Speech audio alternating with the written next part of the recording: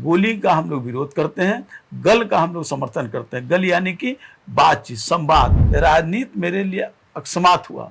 मैं मिलिट्री का अफसर बनना चाहता था, एनसीसी का मैं बेस्ट कैडेट भी रहा। देखिए, यहाँ की जनता का मुझ पर कर्ज है और मैं उस कर्ज को अपने कई जन्म भी लूंगा तो कर्ज को नहीं हटा सकता हूँ। बहुत ही दुखते मन से छोड़ा था और उससे भी छोड़ा जब लालू यादव जी जब जेल में थे। महागठबंधन में जब नीतीश कुमार थे तो जो प्रस्ताव पारित हो रहे थे, प्रस्ताव में पहला प्रस्ताव नीतीश कुमार ने कहा कि जाति जनगणना देश में होना चाहिए। विचारों की लड़ाई रही लालू यादव जी के समय, और विचारों के बाद जब नीतीश कुमार जी के साथ आया तो वो नीतीश कुमार जी से मेरे बड़े अच्छे संबंध थे। दल बदलने की मेरी आदत नहीं है, लेकिन मैं तो उनके साथ गया, मैं जिस दल में था उसी दल में गया। लेकिन उसके बावजूद जब लालू यादव जी कमजोर होते गए, 7 बार मैं चुनाव लड़ा, 6 बार मैं चुनाव जीता हूं और लगातार वोटों की संख्या बढ़ते गई। राजनीतिक मतभेद है, लेकिन मैं उनको बड़े भाई की तरह मानता हूं और उनसे जब जिस तरह की आग्रह करने का काम किया, उसको मैं भावावेश में आकर के मैं उस आग्रह को ठुकरा नहीं सकता था।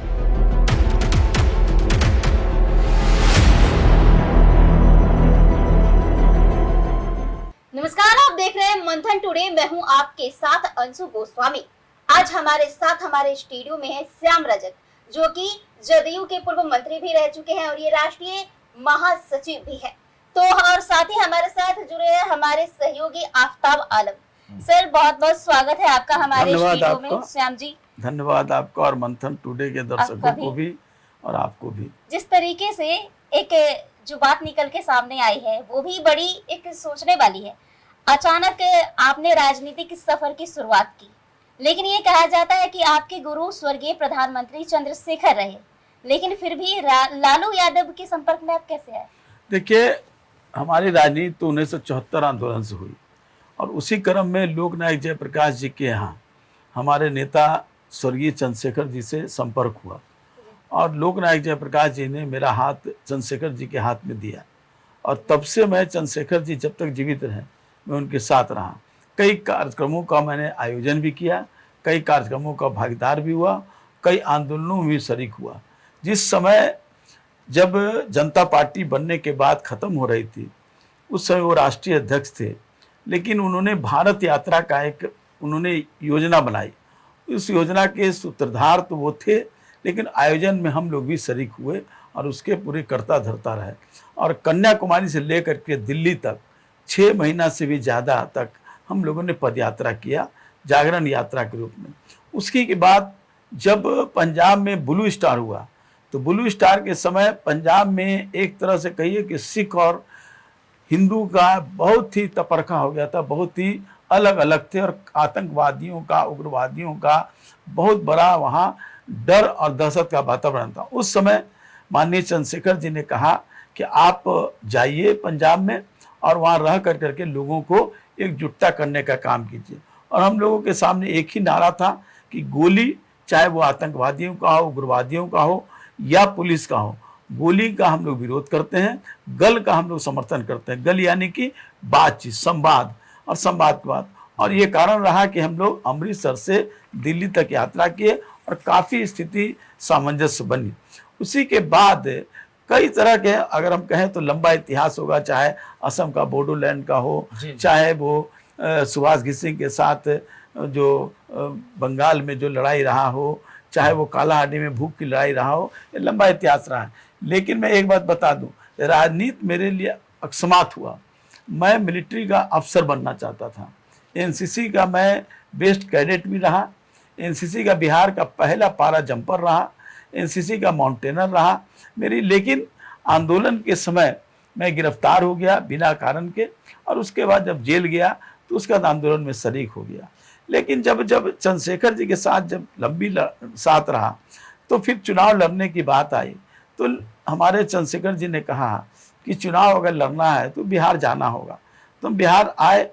उसके बाद लालू यादव जी से संपर्क हुआ। संपर्क तो पहले से था आंदोलन से ही, लेकिन वो एक गाढ़ा संपर्क हुआ और उसके बाद मैंने जनता पार्टी में ही जब शरीक होकर करके लालू यादव के साथ रहा। लालू यादव के साथ भी राष्ट्रीय जनता दल का निर्माण हुआ, उस निर्माण में भी मेरी भागीदारी रही और एक लंबा दौर चला। लेकिन कुछ सवालों पर हमारा मतभेद हुआ, विचारों का मतभेद हुआ, कोई व्यक्तिगत भी मतभेद नहीं था। विचारों के मतभेद के बाद मैं नीतीश कुमार जी के साथ जुड़ा और नीतीश कुमार के साथ रहा। लेकिन उसके बावजूद कई विभागों का मंत्री भी रहा, लालू जी के साथ भी था तो कई विभागों का मंत्री रहा और विभाग को मैंने ईमानदारी से चलाने का काम किया। ये मैं नहीं, बिहार की जनता, बिहार के लोग और आम लोग जानते हैं कि मैंने किस तरह विभाग को चलाया। एक सवाल जनता जानना चाहती है कि श्याम रजक जी को दल बदलने की आखिर मजबूरी क्यों रहती है? मैं तो कह रहा हूँ कि विचारों की लड़ाई रही लालू यादव जी के समय, और विचारों के बाद जब नीतीश कुमार जी के साथ आया तो वो नीतीश कुमार जी से मेरे बड़े अच्छे संबंध थे, कहीं किसी तरह का तफरका नहीं था।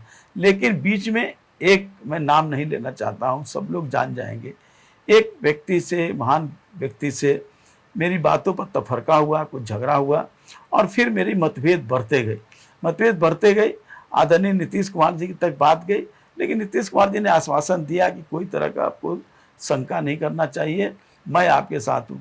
लेकिन बातें इतनी बढ़ गई कि मुझे वो दल छोड़ने पर मजबूर होना पड़ा। हालांकि मैंने बहुत ही, नाम लेने में कोई दिक्कत है? मैं तो कह रहा हूँ कि नाम लेने में दिक्कत नहीं, लेकिन मेरी जो विचार है, मैं जो व्यक्तिगत से व्यक्तियों से ज्यादा विचारों के प्रति मैं समर्पित रहता हूँ। व्यक्तियों के बारे में मेरी कोई टिप्पणी करना मेरे लिए कहीं अच्छा नहीं लगता तो नहीं है? खबरें ये आए थे, अंदर से खबर ये आए थे, समझ जाइए जो मैं कह रहा हूँ उसमें कोई सच्चाई नहीं है, लेकिन मैं व्यक्ति पर कोई टिप्पणी नहीं करना चाहता। लेकिन जब मैं बहुत ही दुखते मन से छोड़ा था, और उससे भी छोड़ा जब लालू यादव जी जब जेल में थे और वो बार बार कह रहे थे कि परिवार को संभालो, दल को संभालो, तुम ही संभाल सकते हो, और ऐसे संकट के समय में मैं तुमको देखना चाहता हूँ। और मैंने उस समय एक तरफ तो दल के अंदर उस व्यक्ति से वैचारिक मतभेद, व्यक्तिगत मतभेद के कारण दल छोड़ने की मंशा बना रहा था, दूसरी तरफ लालू यादव जी की जो हमारे नेता भी रहे, हमारे बड़े भाई रहे, अभिभावक भी रहे, आज भी मेरी राजनीतिक मतभेद है, लेकिन मैं उनको बड़े भाई की तरह मानता हूँ। और उनसे जब जिस तरह की आग्रह करने का काम किया, उसको मैं भावावेश में आकर के उस आग्रह को ठुकरा नहीं सकता था, और मैंने मंत्री पद को भी लात मारा, विधायक को भी मैंने छोड़ा, और मैं उनके साथ जुड़ जाने का काम किया और जुड़ करके रहने का काम किया। दल बदलने की मेरी आदत नहीं है, लेकिन मैं तो उनके साथ गया, मैं जिस दल में था उसी दल में गया। लेकिन उसके बावजूद जब लालू यादव जी कमजोर होते गए और वहाँ दूसरी तरह की स्थिति हो गई, परिवार का वर्चस्व होने लगा, विचारों से ज्यादा परिवार का, और पैसा, भ्रष्टाचार की प्रकाष्ठा होने लगी, तो मुझे लगा कि अब ऐसे जगह जब मैं राजनीति में आया हूँ तो मैं राजनीति में विचारों को लेकर के आया, और विचारों का कहीं ना कहीं हम पर नहीं टिक पा रहा है उस विचारों का, तो ऐसे जगह रहने की कोई ज़रूरत नहीं है। और फिर मैं जनता दल यू में फिर मैं अपने को आया। मैं धन्यवाद देना चाहता हूं नीतीश कुमार जी का और उनकी पार्टी के तमाम नेताओं का, जिन्होंने मुझे स्वीकार किया, और उसके बाद मैं उस दल में ईमानदारी से 2025 के विधानसभा चुनाव किस पार्टी से लड़ना चाहते हैं श्याम रजक, जनता जानना चाहती है? मैं तो एनडीए में हूँ, जनता दल यू में हूँ, तो जनता दल यू से ही लड़ूंगा। और आदरणीय नेता नीतीश कुमार जी ने कहा भी है कि आपको ही फुलवारी से लड़ना है, क्योंकि फुलवारी के जो कार्यकर्ता थे उनके ही आग्रह पर नीतीश कुमार जी, जनता दल के नेताओं के ही कहने पर नीतीश कुमार जी ने मुझे दल में मिलाने का काम किया। और मैं तब से जब से आया हूँ फुलवारी विधानसभा क्षेत्र में पूरे सक्रियता से काम कर रहा हूँ। कोई टोला, कोई गांव, कोई गली में छोड़ने का काम नहीं किया हूँ। अगर देखा जाए तो फुलवारी शरीफ के विधानसभा के पूरे इलाके में अगर कहा जाए श्याम रजक जी, तो आपकी बहुत बड़ी भूमिका रही है पूरे विकास में। जो फुलवारी, देखिए यहाँ की जनता का मुझ पर कर्ज है, और मैं उस कर्ज को अपने कई जन्म भी लूंगा तो कर्ज को नहीं हटा सकता हूँ, क्योंकि इतना ज्यादा प्यार मिला है मुझे। 7 बार मैं चुनाव लड़ा, 6 बार मैं चुनाव जीता हूँ, और लगातार वोटों की संख्या बढ़ते गई और लोगों का प्यार बढ़ता गया। और यहाँ पर हर जाति, हर धर्म, हर वर्ग, हर लोग हमको समर्थन करने का काम करते हैं, प्यार करने का काम। यहाँ श्याम रजक के साथ जाति का, धर्म का बंधन टूट जाता है, और सब लोग मिल करके मुझे समर्थन देते हैं, और मैं यहाँ से मुझे अपना सेवक चुनने का काम। चलिए चर्चा को आगे बढ़ाते हुए बड़ा सवाल जो भी सारे के मन में भी घूम रहा है कि जो जातीय जनगणना के जो केंद्र सरकार ने जो पास किया है, मोदी जी की सरकार ने, कैबिनेट में क्लियर कर दिया गया कि आजादी जनगणना होगी। तो आपको क्या लगता है कि मतलब ये इसका श्रेय किसको हो जाता है, क्या लगता है? देखिए, आपको मैं बता दूं, मैं कोई राजनीतिक बात नहीं कर रहा हूँ, सच्चाई बात मैं कर रहा हूँ। नीतीश कुमार जी का शुरू से ही जाति जनगणना के समर्थक और उसकी बात को करने का काम किया। जब महागठबंधन की सरकार बनी उस समय भी नीतीश कुमार जी की पहल पर सब लोगों ने मिलकर करके और विधानसभा में विधानमंडल से पास करने का काम किया कि जाति जनगणना कराई जाए, और उसके लिए लोगों ने प्रधानमंत्री से भी मिलने का काम किया। पूरी सर्वदलीय मीटिंग हुई, सर्वदलीय नीतीश कुमार के नेतृत्व में गई थी, जिसमें विपक्ष के नेता तेजस्वी यादव और सब लोग गए थे, बीजेपी के भी नेता गए थे। उस समय सारे लोग, सभी पार्टी के लोग नीतीश कुमार के नेतृत्व में गए, जाति जनगणना की बात की, क्योंकि नीतीश कुमार की सोच थी। और नीतीश कुमार की सोच उस समय से नहीं थी, शुरू से थी। उनका कहना था कि जो विकास के पैसे जाते हैं वो अगर उसका सही ढंग से बंटवारा नहीं होगा तो जो देश का विकास की कल्पना हम करते हैं वो कल्पना साकार नहीं होगी, क्योंकि हर वर्ग के लोगों का, हर जाति के लोगों का विकास होगा, तभी जाकर के समाहित रूप से समाज का और राज्य का और राष्ट्र का विकास हो सकता है। तो नीतीश कुमार जी के पहल पर जाति जनगणना का सर्वे भी हुआ, और सर्वे हुआ देश के किसी राज्य में, कई राज्य जैसे कर्नाटक है और कई राज्यों की बात आज कहा जाता है, लोगों ने जाति जनगणना कराने का काम किया। लेकिन जाति जनगणना जो बिहार में हुआ, सर्वे का रिपोर्ट भी आया। आप जानते होंगे कि सर्वे का रिपोर्ट विधानसभा विधान परिषद से पास होकर के और वो लोगों को जारी भी करने का काम किया गया और आंकड़ा के साथ किया गया। लेकिन कुछ लोगों ने कोर्ट में चले गए।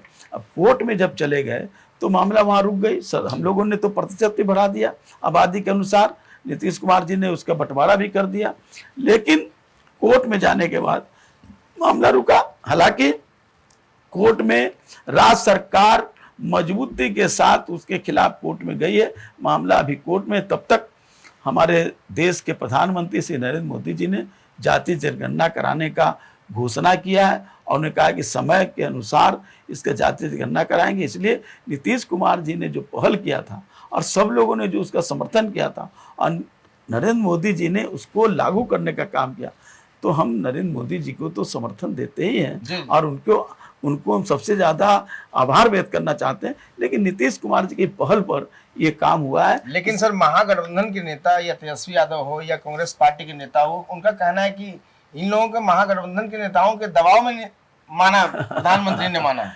चलिए, दबाव की बात अगर करते हैं तो कर्नाटक में जब आ गया था, जाति जनगणना हुआ, क्यों नहीं लागू किया है? उनकी सरकार थी। उसके बाद, उसके पहले से सरकार थी कांग्रेस की और महागठबंधन की सरकार थी देश में। तो वहां 2011 में जब जाति जनगणना हुआ था, उसको क्यों नहीं प्रकाशित करने का काम किया? और एक चीज और आपको याद दिला दूं, महागठबंधन में जब नीतीश कुमार थे तो जो प्रस्ताव पारित हो रहे थे, प्रस्ताव में पहला प्रस्ताव नीतीश कुमार ने कहा कि जाति जनगणना देश में होना चाहिए, हमारी सरकार आएगी तो ये हम करेंगे, ये प्रस्ताव रखा जाए।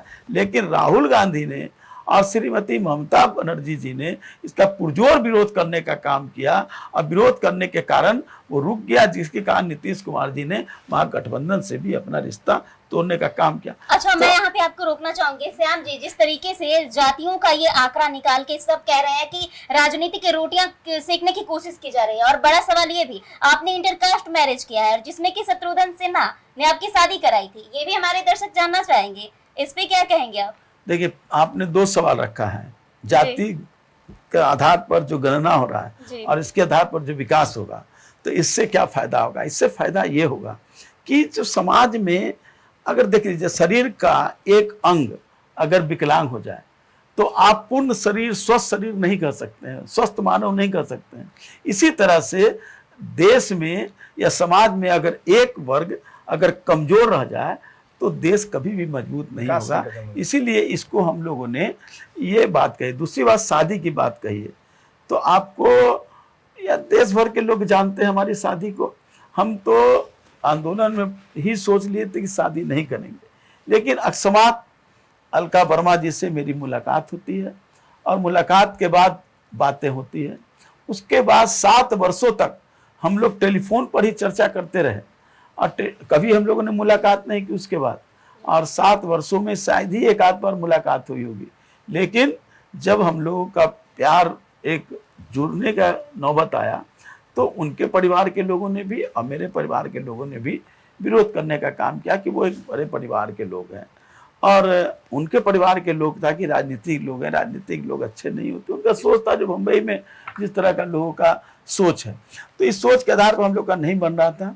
लेकिन शत्रुघ्न सिन्हा जी उनके मामा लगते हैं और हमारे पुराने संबंध रहे, हमारे बड़े भाई की तरह सक्रियता राजनीति में हम लोग साथ साथ काम किए। फिलहाल क्या सक्रियता की बात आई है तो क्या लग रहा है कि अब किस पार्टी में आगे जाने वाले हैं या फिर एक ही पार्टी को पकड़े रहेंगे? मैंने संकल्प जो लिया, मैं सब चीज देख लिया। मैं तो पार्टी बदला नहीं हूँ। जनता पार्टी था, जनता पार्टी रहा, जनता पार्टी से राजद हुआ, मैं राजद में रहा, तो पार्टी नहीं बदला हूँ। तो पार्टी टूटी तो पार्टी गया। उसके बाद में एक ही बार पार्टी बदला, राजद से जनता दल में आया और फिर जनता दल से राजद में चला गया, लेकिन फिर जनता दल में आया। तो इसको पार्टी दल बदल कहिए या जो कहिए, मैं ये कह रहा हूँ कि मैंने विचारों के आधार पर ही इस दल में हूँ और आज हूँ, कल हूँ और अपने मरते दम तक मैं नीतीश कुमार जी के साथ और जनता दल के साथ हूँ, रहूंगा, इसमें कहीं दो राय नहीं। चलिए, तो आपने तमाम सवालों के जवाब बड़े बेबाकी से दिए और ये राजनीतिक घमासान तो लगातार जारी रहेगा, लेकिन इस समय की पाबंदी है। तो बहुत बहुत शुक्रिया श्याम रजक जी आपका, और आफ्ताब जी आपका भी बहुत बहुत शुक्रिया। तो इसी तरह के तमाम खबरों को देखने के लिए देखते रहिए मंथन टुडे।